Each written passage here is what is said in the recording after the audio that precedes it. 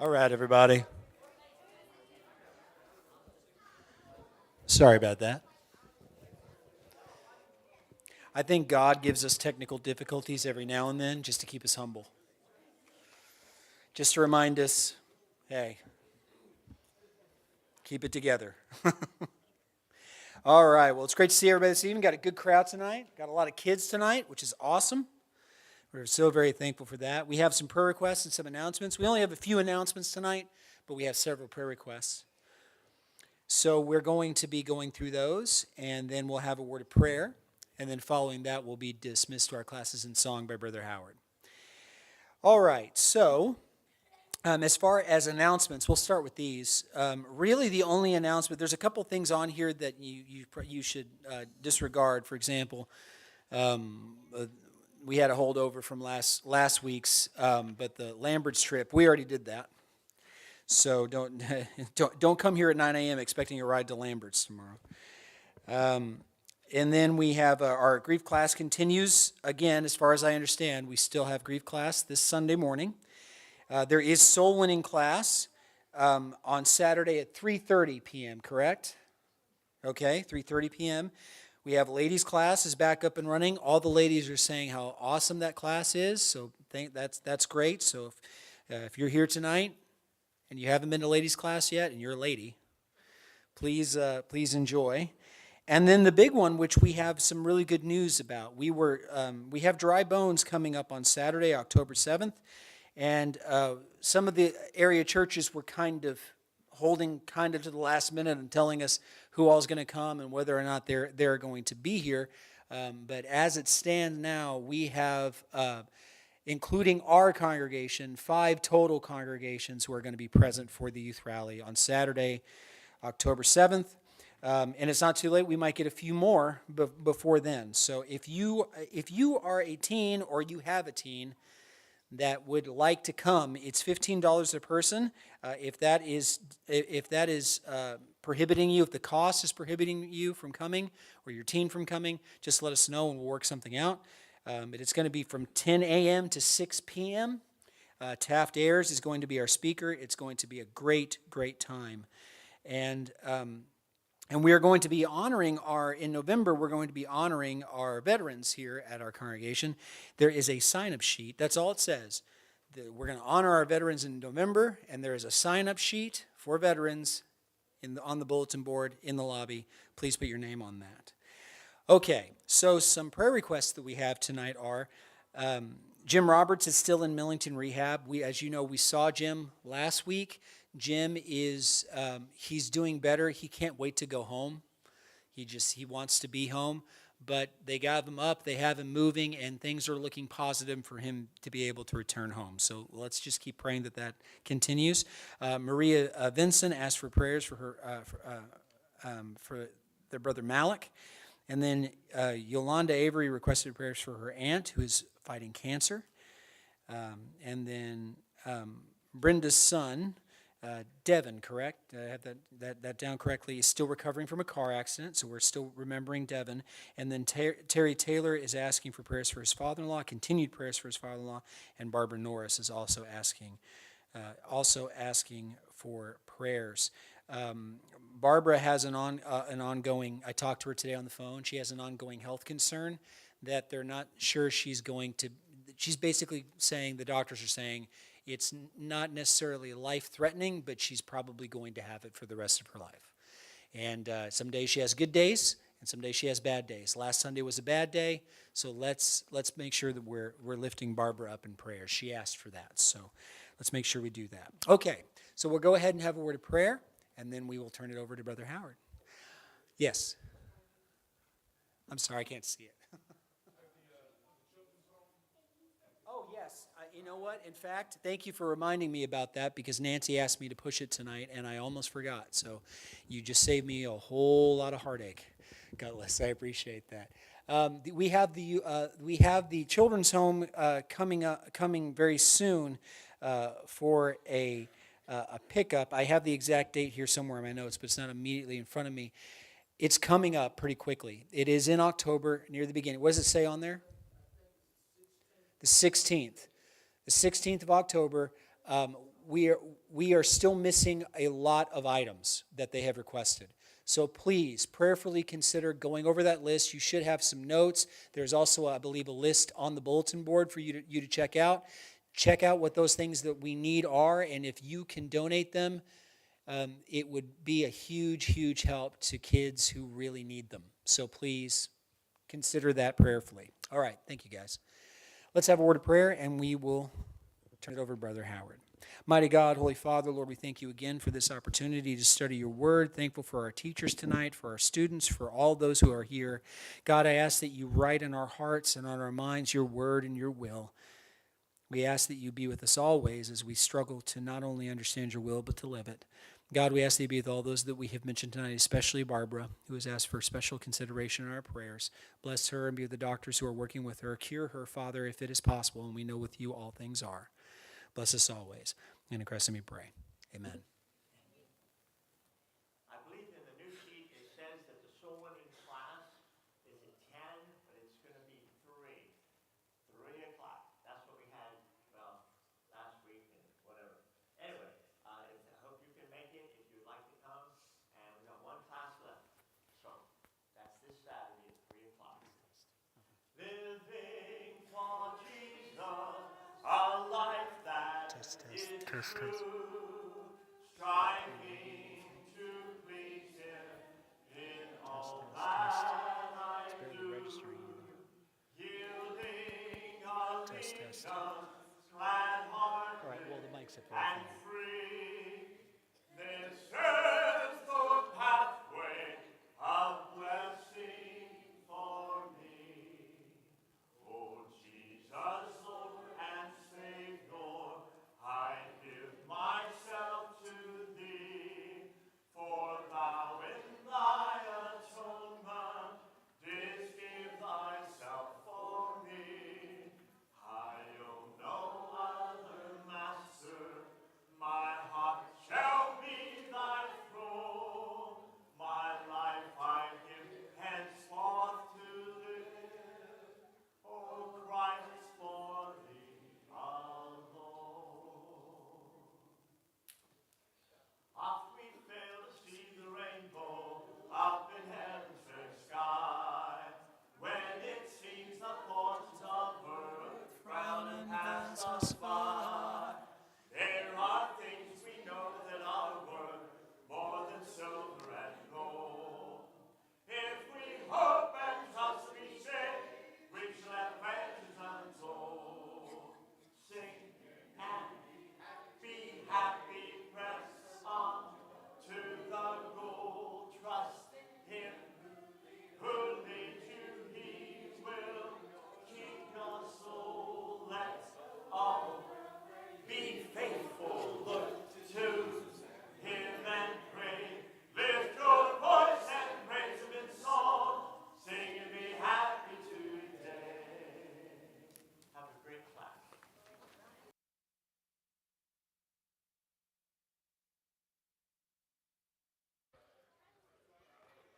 Test, test. I'm going to try Howard's. Oh, wait. There we go. Maybe. Maybe. Can you guys hear me still? Okay.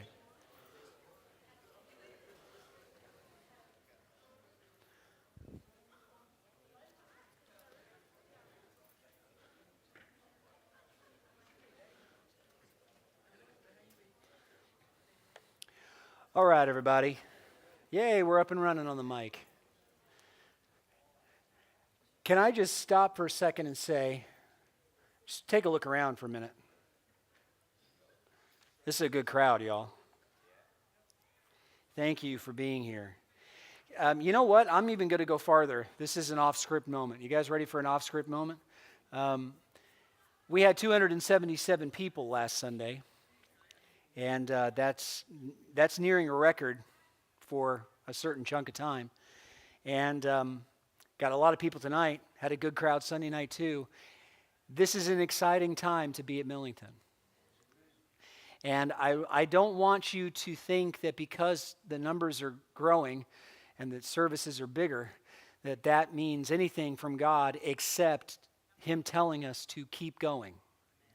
Keep going. Don't stop. Be praying for Millington. I know I ask you to do that every week, but sincerely, pray for God to give the increase, and he will.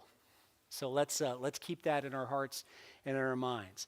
Tonight's going to be a fun one. In fact, this is my favorite class to teach in Revelation. It's not necessarily my favorite section theologically of Revelation or doctrinally from Revelation, but it's my favorite section to teach with Christians because we don't talk about this section of Revelation, because this is the section of Revelation where John delivers for us the most descriptive, detailed image of heaven that we have in the entire Bible.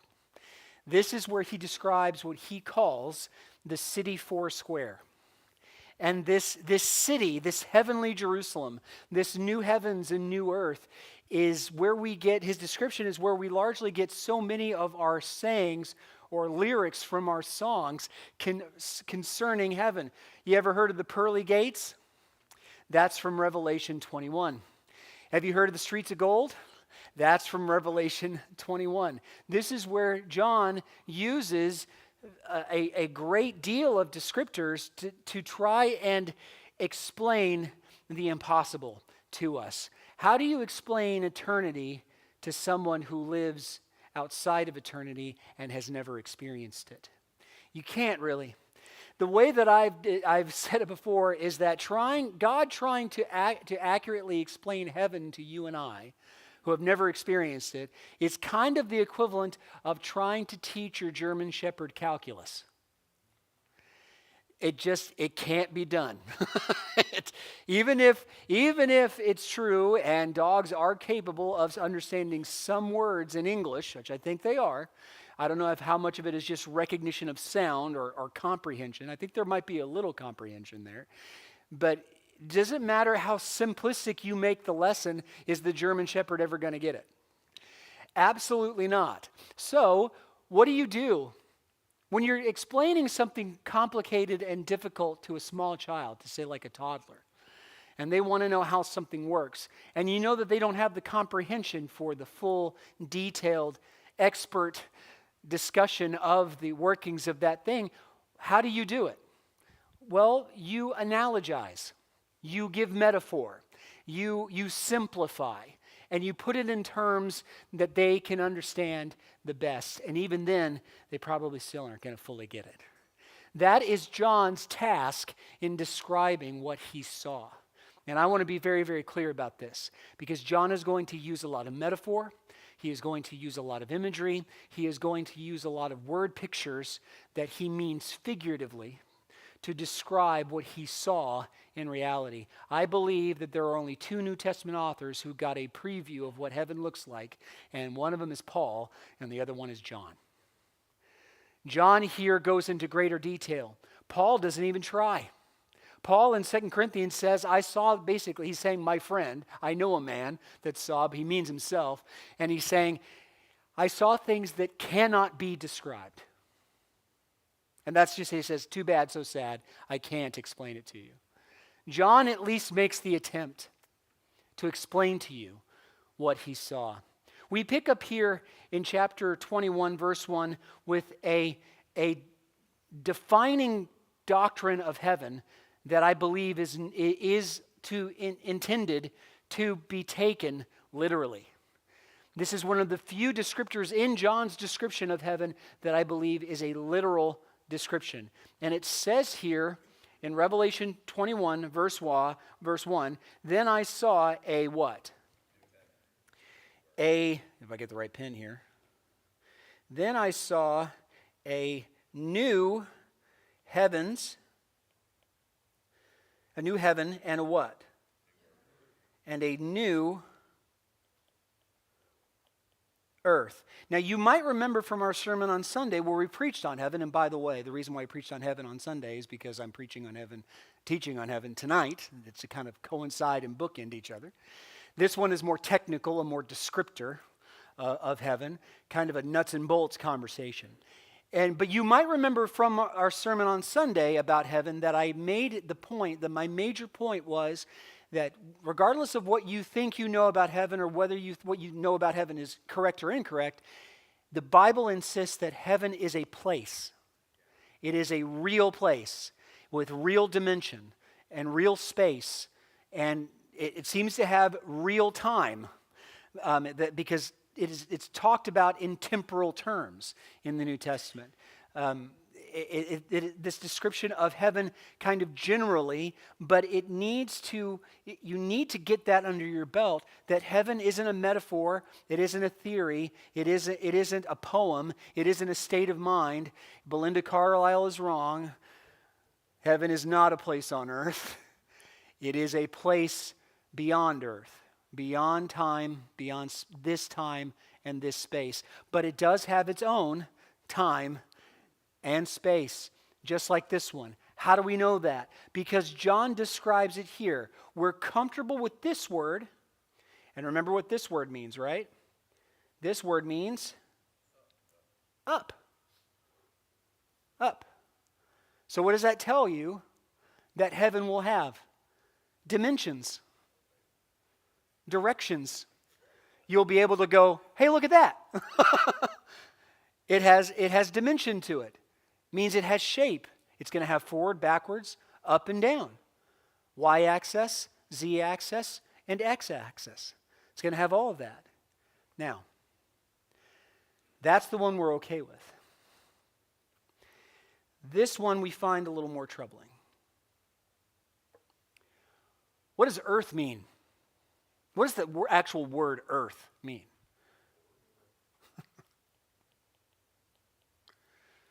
Dirt.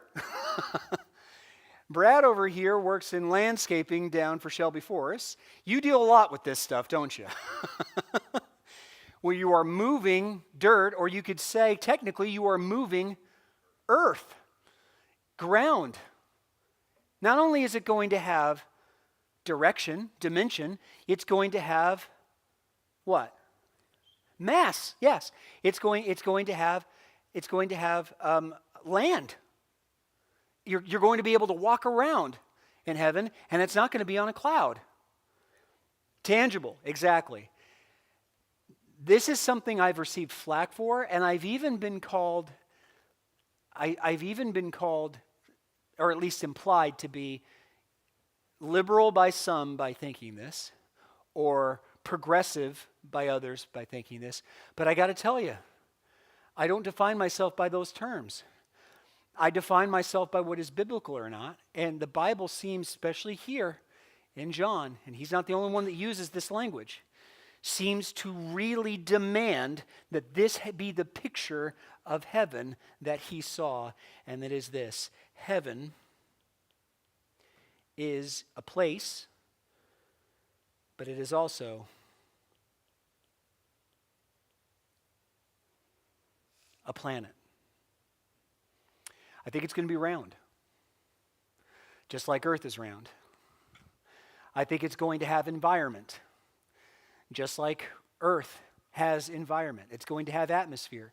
It's going to have, we know it's going to have a day and night cycle based upon what John says a little later on in this same chapter, which means that above it, it's going to have what? Light, stellar bodies, stars, maybe a moon. Someone recently asked me in a conversation I had last 2 Tuesdays ago about heaven in the Tuesday morning Bible class. Basically, they asked me the question that everybody wants to ask me, but they're afraid to ask because they think it sounds childish, and it's basically this: do all dogs go to heaven? Will there be animals in heaven? I believe it's entirely possible that there will be animals in heaven, but I don't believe they will be from here. I believe they will be original to the creation of heaven that God has made. They will be just like we got dogs when he made earth. We'll have maybe dogs when he made heaven.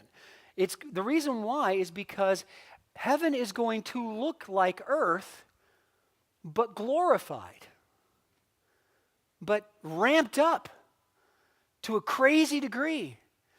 How do I know this?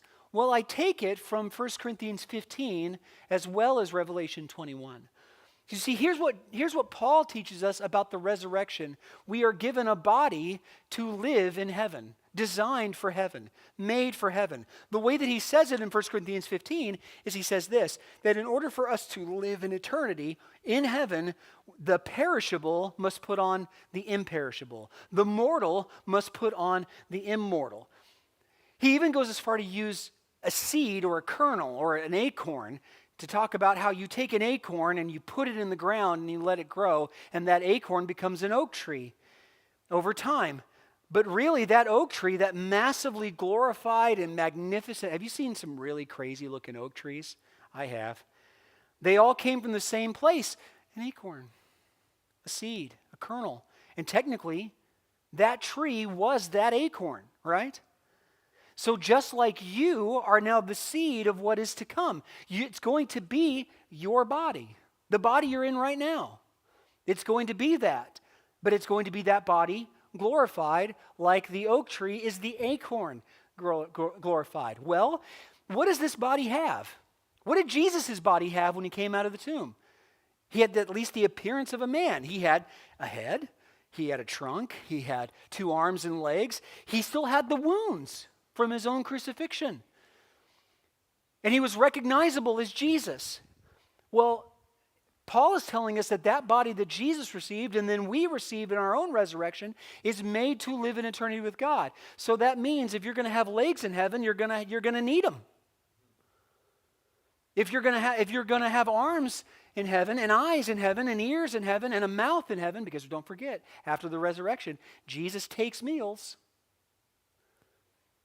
And you're right now, you're going, Jarrod, are you saying there's going to be donuts in heaven? Yes. And they won't make you fat, Steve. There will be no keto diets in heaven. There will be no Atkins in heaven. There will be no treadmills. But because it's going to be earth, but better. Doesn't that encourage you? Let me ask you something. Have you ever heard that up here?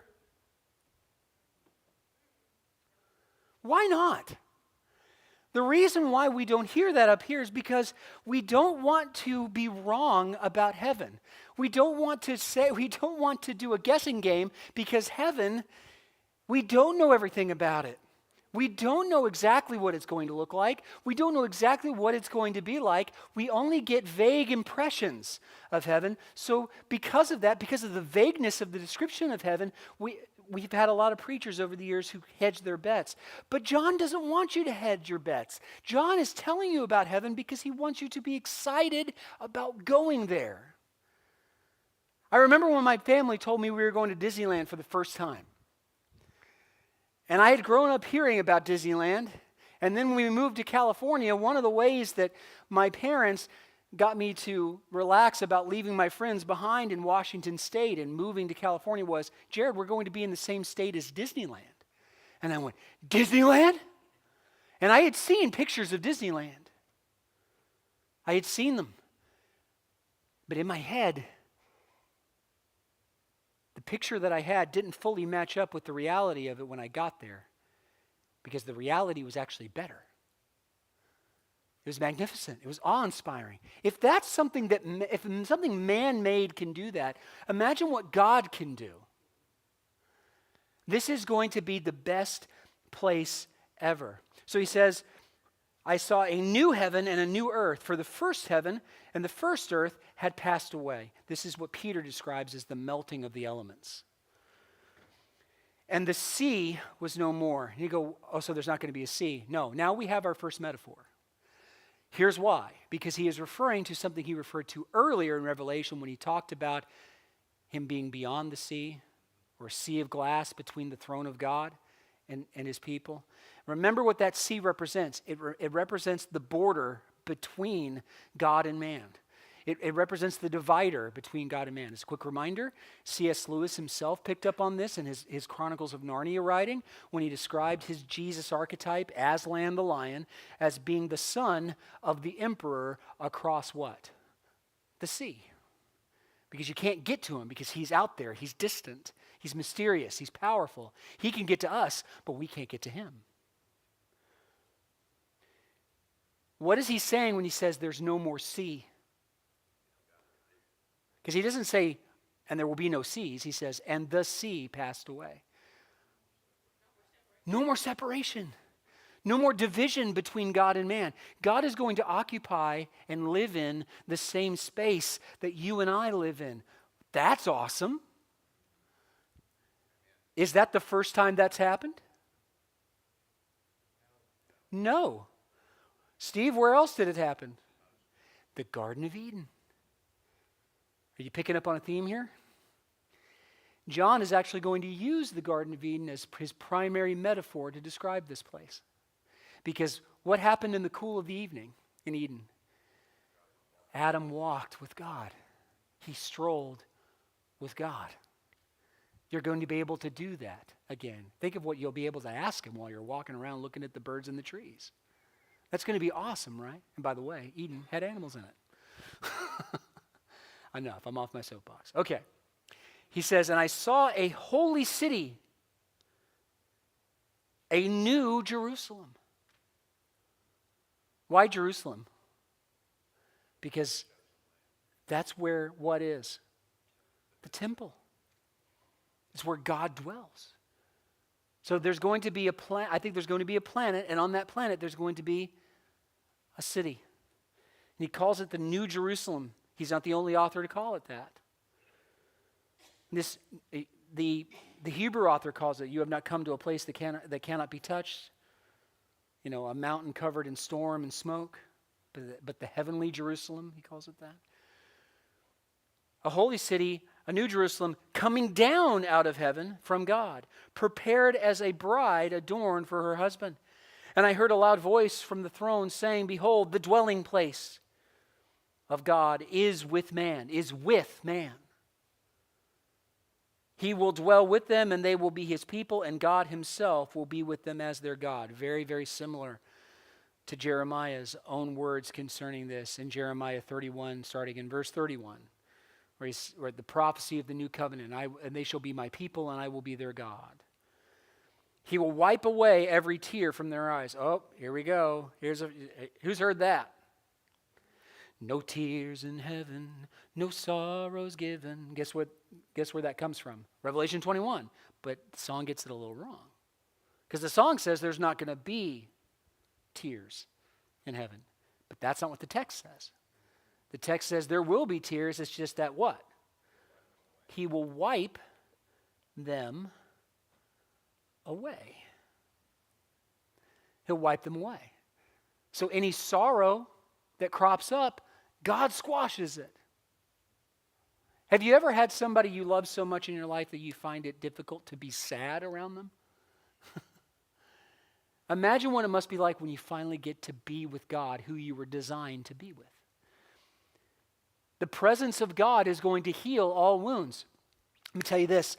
I had a person, a good friend, who struggled in their life because of an abusive father that they grew up with. And very abusive, really horrible stuff. And as they got out of that situation and grew into their faith, they became a very devoted Christian. But one of their big struggles in their faith was, how do I let go of what others have done to me? Well, later on in his life, the father's life, he repented. He was himself a Christian, baptized, and he repented. And they weren't in each other's lives, but he said he repented of. He recognized what he did was wrong and a sin, and he repented of it. And he was at another church on the other side of the country. Well, he died. And this friend asked me, Jarrod, are you saying that I'm going to go to heaven and so is my dad? I said, it's possible. I'm not his judge. But if his faith was in Christ Jesus, yeah. You know what they asked me? They said, how can it be heaven for me if he's there? And you know what my answer was? He's not the only one that's going to be there. Jesus is going to be there. If Jesus can turn water into wine, he can turn bad memories into good memories. If he can turn water into wine, he can take bad relationships and turn them into good relationships. He can take anger and resentment and turn it into forgiveness. He can transmute anything into anything. Amen? That's how he's going to do it. He's going to wipe away your tears. This is going to be a proactive action by God, not just a default state of heaven. God is going to be proactive and involved in healing you of your wounds. And isn't that what Jesus does? What happens when Jesus rolls up on a blind guy? He can see. What happens when Jesus rolls up on a lame man? He can walk. What happens when Jesus rolls up on a dead guy? He can live. What about a hurt person? A broken person? He puts them back together. Isn't Jesus awesome? So we go on to talk about, he goes on to describe this. He says, wipe every tear away from their eyes, and death shall be no more. And the church said, Paul himself says this about it. Quoting scripture, he says, O death, where is your victory? O death, where is your sting? You know what you call a bee without a stinger? A dead bee. A dead bee. Or a fly. And flies are just annoying. Death has no purchase. Death isn't just defeated spiritually, he's defeated finally, eternally, permanently. No death in heaven. How long are you going to live in heaven? Eternally. And in joy. And there will be no death. And death shall be no more. Neither shall there be mourning, nor crying, nor pain anymore. For the former things have what? Passed away. And he who is seated on the throne said, Behold, I am making all things new. Also he said, Write this down, for these words are trustworthy and true. And he said to me, It is done. I am the Alpha and the Omega, the beginning and end. To the thirsty I will give from the spring of water of life without payment. That's that same living water he promised the Samaritan woman in John 4. What did he say would happen if he gave her that water? You'll never be thirsty again. The one who conquers will have this heritage, and I will be his God, and he will be my son. But as for the cowardly, the faithless, the detestable, as for murderers, the sexually immoral, sorcerers, idolaters, and all liars, their portion will be in the lake that burns with fire and sulfur, which is the second death. That's him not saying, making a behavioral standard for heaven. He's instead saying that if you side with the beast, you don't end up here. You gotta back the right horse, right? To win. The beast is defeated, and if you side with the beast, you're going to be defeated too. But if you side with the Lamb, you will be eternally victorious. Verse 9, Then one of the seven angels who had the seven bowls of the seven of the last plagues spoke to me, saying, Come, and I will show you the bride, the wife of the Lamb. Who's this? The church. John borrowing from Paul here a little bit. Verse 10, And he carried me away in the Spirit to a great high mountain. Heaven has mountains, at least in John's vision. And showed me the holy city, Jerusalem, coming down out of heaven from God, having the glory of God, its radiance like a most rare jewel. And then look what he says here. Like what? Like jasper, clear as crystal. Has anybody ever seen a jasper stone before? You know what jasper is? It's a mineral. You can find it in rock shops on like the side of the road. You know, they have tiger's eyes and, you know, little cheap opals and things like that. And you can get jasper. Jasper is described here by John as being what? Clear as crystal. Jasper isn't clear, y'all. Jasper's brown and not at all see-through. It can be pretty, but it's not clear. So what's he saying? He's saying it was like the walls were made of clear jasper. And you go, huh? And he goes, that's the best I got. This is where words fail to describe the beauty. It had verse 12, it had a great high wall with 12 gates. How many gates? 12. Familiar with that number? Yeah, God's people. And the gates, and at the gates, 12 angels. So who lives in this city if there are 12 gates and 12 angels around those gates? God's people. God's people live here. And on the gates, the names of the 12 tribes of the son of Israel were inscribed. On the 3 east gates, on the north 3 gates, and on the south 3 gates, and on the west 3 gates, and the wall of the city had 12 foundations. You sensing a theme? And on them were the 12 names of the 12 apostles of the Lamb. So 12, 12, 12, 12, 12, 12, 12. Who lives here? God's people. Verse 15, and the one who had spoke with me had a measuring rod of gold to measure the city and its gates and its walls. All right, we got some numbers here. If anybody's got a calculator, you might want to bust it out for this next part, because there are some interesting numbers that he lists here, if we can just take a moment or two to go through them.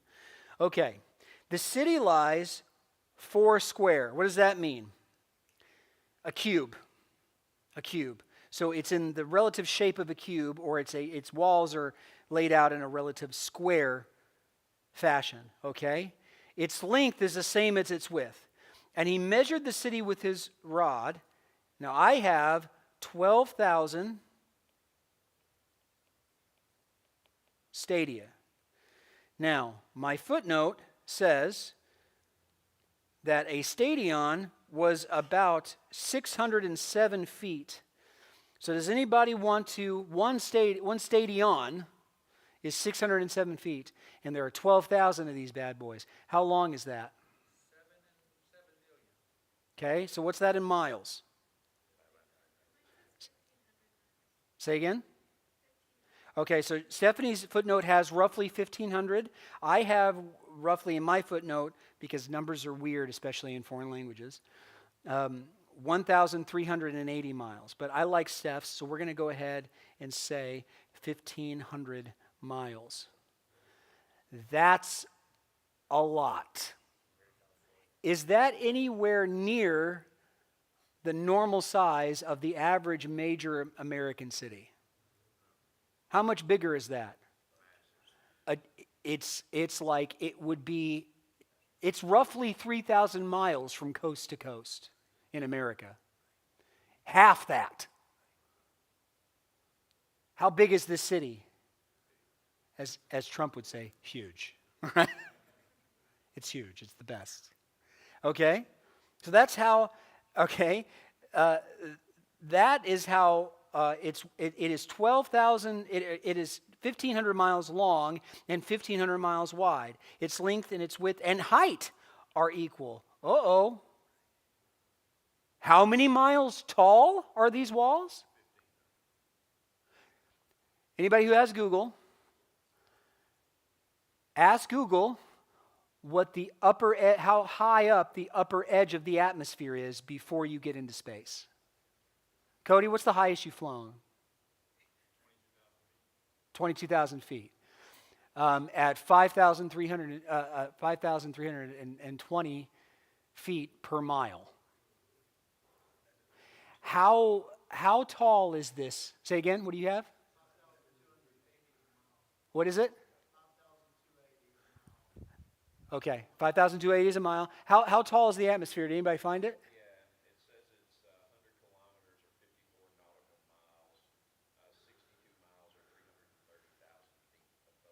Earth's atmosphere is 62 miles tall. This bad boy's walls are 1,500 miles tall. So the top of these walls are space. Are in space. There's no oxygen up there. There's no atmosphere up there. You get roasted by the sun like a microwavable burrito up there. This is crazy. It won't fit. This is Death Star level big, right? That's no moon, right? That's how big this is. So it tells me what? These numbers, what do you think?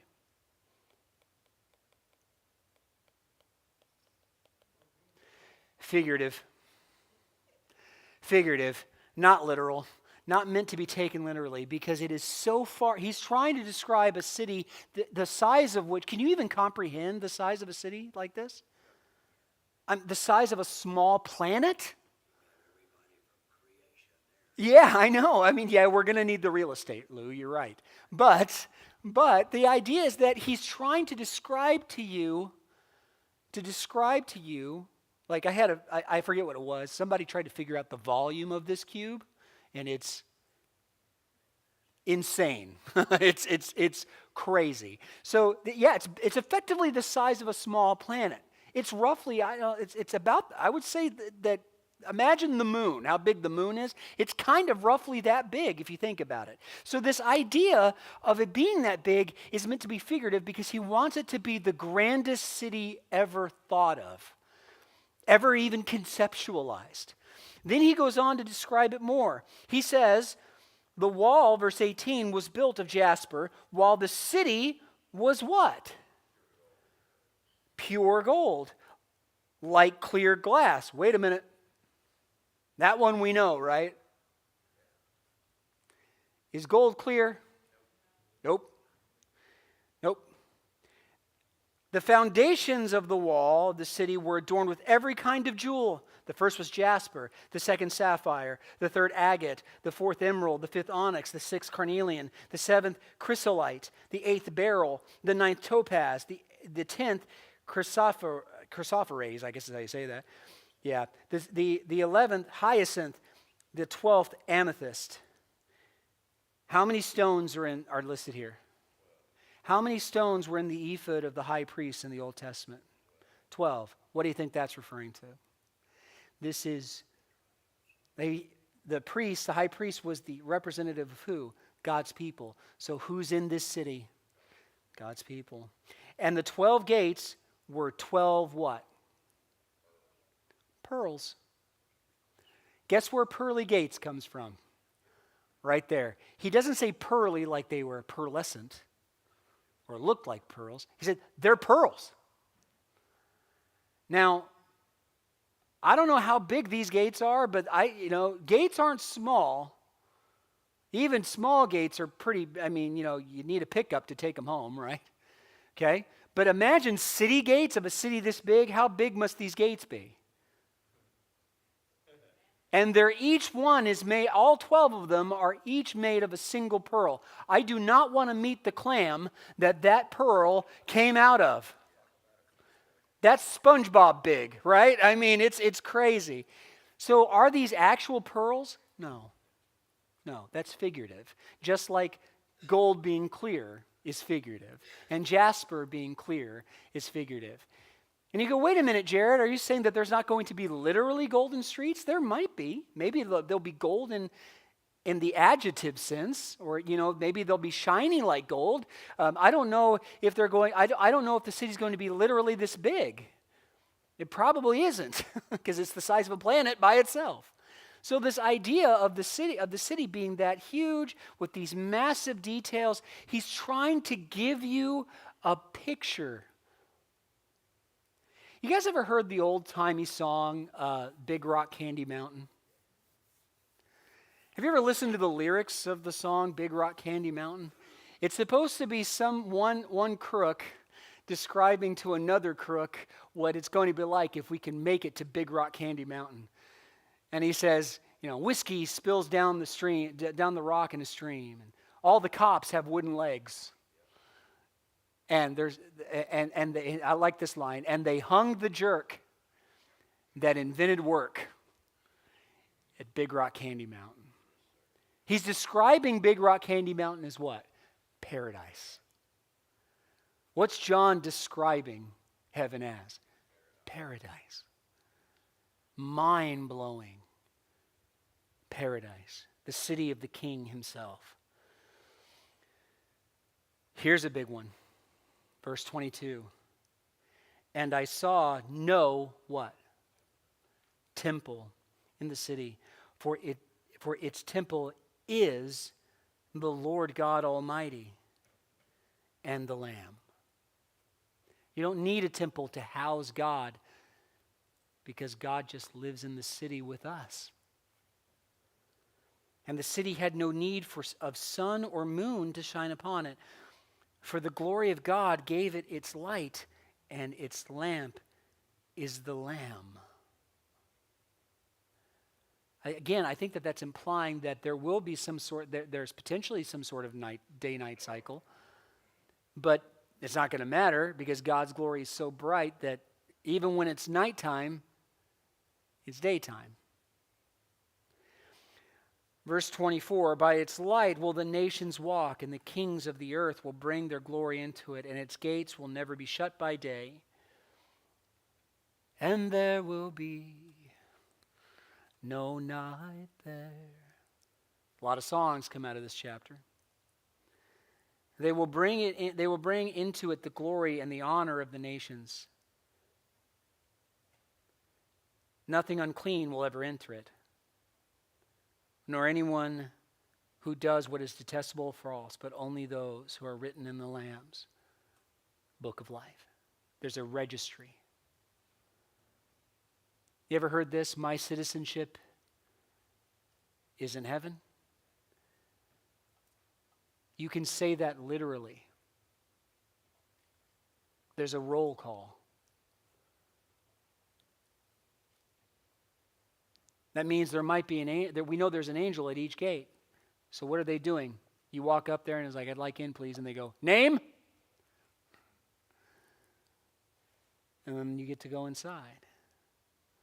Chapter 22, then the angel showed me the river of the water of life, bright as crystal, flowing from the throne of God and of the Lamb through the middle of the street of the city. Also on either side of the river, the tree of life. Where was the last time we saw the tree of life? Eden. Remember what God says? He says, when he decides to expel man from the garden, he says, let us expel them lest they, what? Eat of the tree of life and live forever.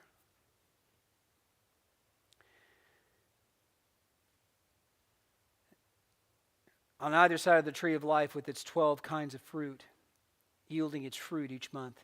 The leaves of the tree were for the healing of the nations. No longer will there be anything accursed, but the throne of God and of the Lamb will be in it, and his servants will worship him. They will see his face, and his name will be on their foreheads, and night will be no more. Again, not because there's not a day-night cycle, it's because God's there. There will be no need of lamp or sun, for the Lord God will be their light, and they will reign forever and ever. I want to go. Who wants to go with me? Because this is a place, y'all. This is a place that you can go to. I don't know if you're familiar, as we kind of wrap up here and maybe open up for some questions and comments. I don't know if you're familiar with the music group, the Christian singing group, a cappella. Church of Christ singing group, a cappella. Started by a guy by the name of Keith Lancaster all the way back in the very early 80s or late 70s. Keith is actually a fairly good friend of my dad. He's a good guy, man. He's the best song leader I've ever heard in my life. But they had this one song. I love a lot of a cappella songs because when I was in high school and in college, I was in a lot of these kinds of singing groups myself, a cappella singing groups. And we would try to sing a cappella songs. And we did one that was our favorite. And it's called Glory and Honor. And it's based on this description of heaven and things like that, and also John's throne room vision, holy, holy, holy, and Daniel's descriptions. And I want to read you these lyrics. When I'm there with you in heaven, what a wondrous joy will be, gathered with the angel chorus, standing by the glassy sea. Such a thought is hard to fathom in the presence of my King, and with countless ones forgiven, gathered round the throne to sing, glory and honor. Worthy is the Lamb. Mortal words cannot express it, all the ways you reign supreme. Even death can't hold the vastness, nor approach this awesome thing. You are God, and to your glory, we will worship and abide. In your presence there forever, we will be happy to reside. Glory and honor, worthy is the Lamb. It's not just my favorite song because the music is beautiful, and you should listen. It's on YouTube. You should find it and listen to it. But those lyrics give me goosebumps because I want to go, and I'm going to get to go, and you're going to get to go. And the great thing about getting a ticket to heaven, it's free. All right, questions and comments. Lou.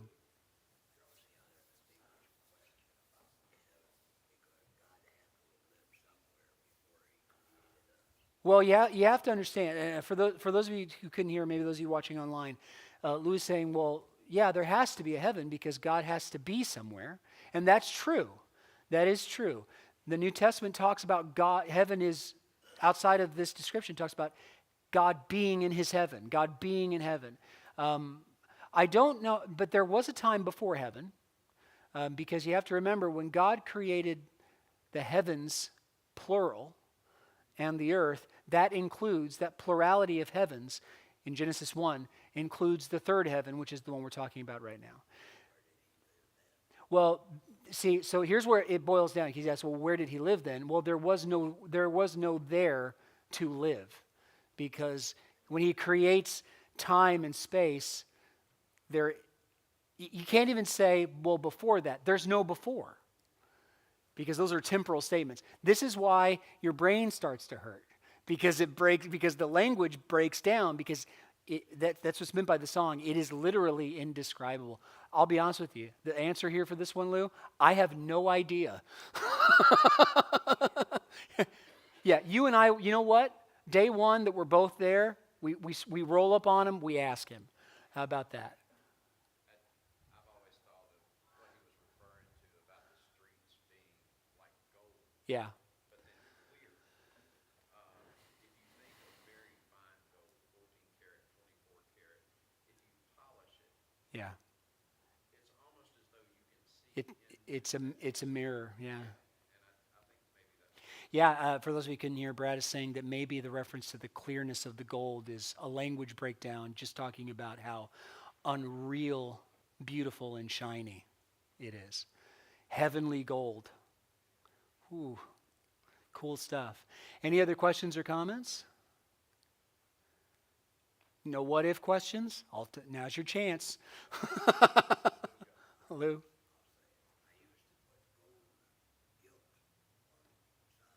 Yeah.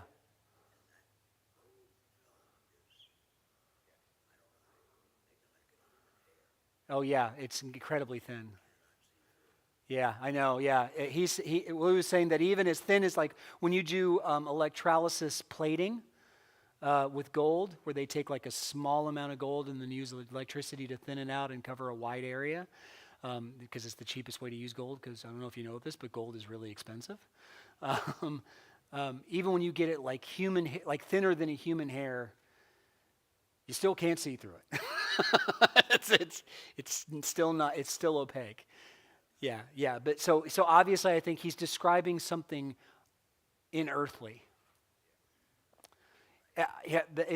If you are at all upset about losing streets of gold, literally, just comfort yourself with this. He's not saying that. He's saying it's going to be better than gold. So whatever you had in your head, way better. Any other questions? It's cool, right? A lot of fun. I love this chapter. We're going to break here. When we come back next week, we have 2 more classes in Revelation. One with the rest of the chapter next week, and then Q&A. And we done. Thanks, y'all.